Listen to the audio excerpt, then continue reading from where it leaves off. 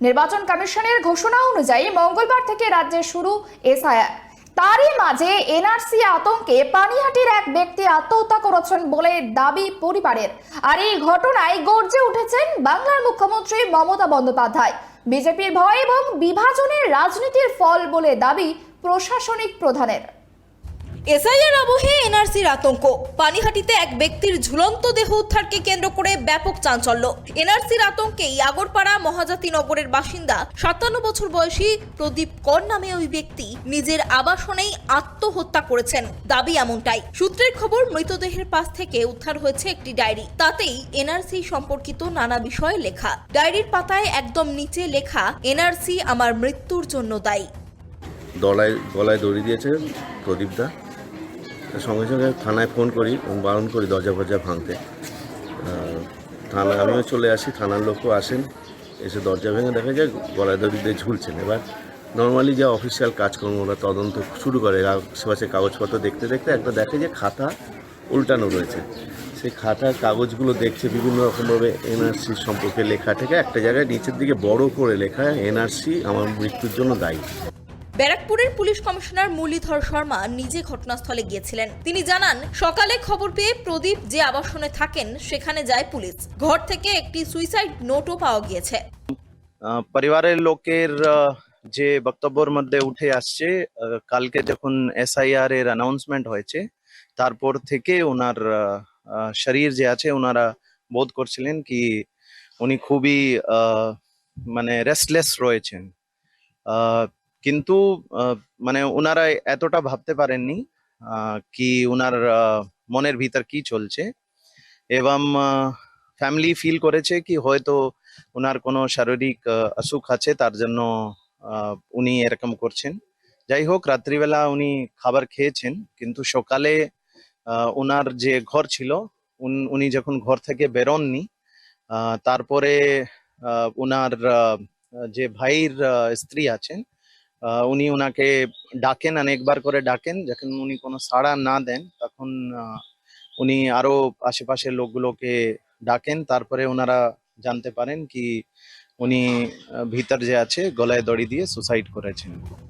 ইতিমধ্যেই ঘটনাকে কেন্দ্র করে রাজনৈতিক মহলে চাপানুতোর শুরু হয়ে গিয়েছে। তীব্র ক্ষোভ প্রকাশ করে এক্স চ্যানেলে পোস্ট করেছেন খোদ মুখ্যমন্ত্রী মমতা বন্দ্যোপাধ্যায়। তার সাফ কথা, অবিলম্বে এই নির্মম খেলাটি বন্ধ করুক কেন্দ্র। ঘটনার কথা উল্লেখ করে পোস্টে লিখেছেন, আমি কেন্দ্রীয় সরকারের কাছে দাবি জানাচ্ছি যে এই নির্মম খেলাটি চিরতরে বন্ধ হোক। বাংলা কখনো এনআরসি অনুমোদন করবে না। কাউকে আমাদের জনগণের মর্যাদা কেড়ে নিতে দেব না। শুধু তৃণমূল সুপ্রিমোই নয়, এই ঘটনা নিয়ে সুর চড়িয়েছেন Trinamool second in command Abhishek Bandyopadhyay. তিনি বলেন, পানিহাটির প্রদীপের মৃত্যুর জন্য দায়ী অমিত শাহ, জ্ঞানেশ কুমার।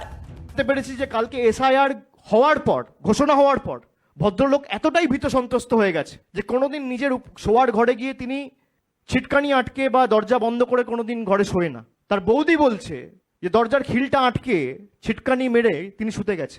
আজকে তার মৃতদেহ উদ্ধার করছে এবং তার সাথে তার সুইসাইড নোট। সেই সুইসাইড নোটে প্রয়াত প্রদীপ কর, যার 57 বছর বয়স, তিনি বিয়ে থা করেননি, অবিবাহিত, তিনি লিখছেন, আমার মৃত্যুর জন্য দায়ী হচ্ছে এসআইআর এবং এনআরসি। আর কত রক্ত চান জ্ঞানেশ কুমার? আর কত রক্ত চান অমিত শাহ? মঙ্গলবার মৃত প্রদীপ করের বাড়িতে তার পরিবারের সঙ্গে দেখাও করতে যান তৃণমূল নেত্রী চন্দ্রিমা ভট্টাচার্য এবং পানিহাটির বিধায়ক নির্মল ঘোষ। যেটা আমরা শুনলাম পরিবারের কাছ থেকে, যে একটা সুইসাইডাল নোট ছিল এবং সেই সুইসাইডাল নোটে তিনি পরিষ্কার করে লিখেছেন যে এনআরসি মৃত্যুর জন্য দায়ী। তো আমার মৃত্যুর জন্য এনআরসি দায়ী, এটা উনি লিখে গেছেন। আমরা এটাই বলতে চাই, যেটা মাননীয় মুখ্যমন্ত্রী আমাদের, তিনিও সোশ্যাল মিডিয়ায় বলেছেন যে এই একটা 57 বছর বয়সী একজন মানুষ শুধুমাত্র আতঙ্কে তাকে নিজের প্রাণ দিতে হলো। এমন আতঙ্ক ছড়াবে কেন? এমন আতঙ্ক মানুষকে মৃত্যুর দিকে ঠেলে দেবে, এই আতঙ্কে মানুষ পড়বে কেন? এই যে ক্ষেত্রটা তৈরি করে দিচ্ছে, এটা অত্যন্ত অমানবিক।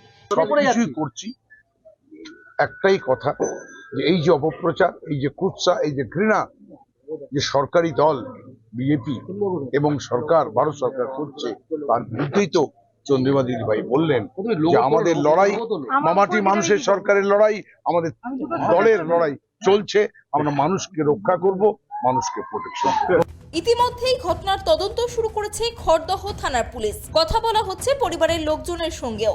এখন দেখার রাজ্য জুড়ে এসআইআর আবহে কত দূর গড়ায় এই ঘটনার জল। পানিহাটি থেকে তন্ময় কুণ্ডুর রিপোর্ট, কেটিভি বাংলা।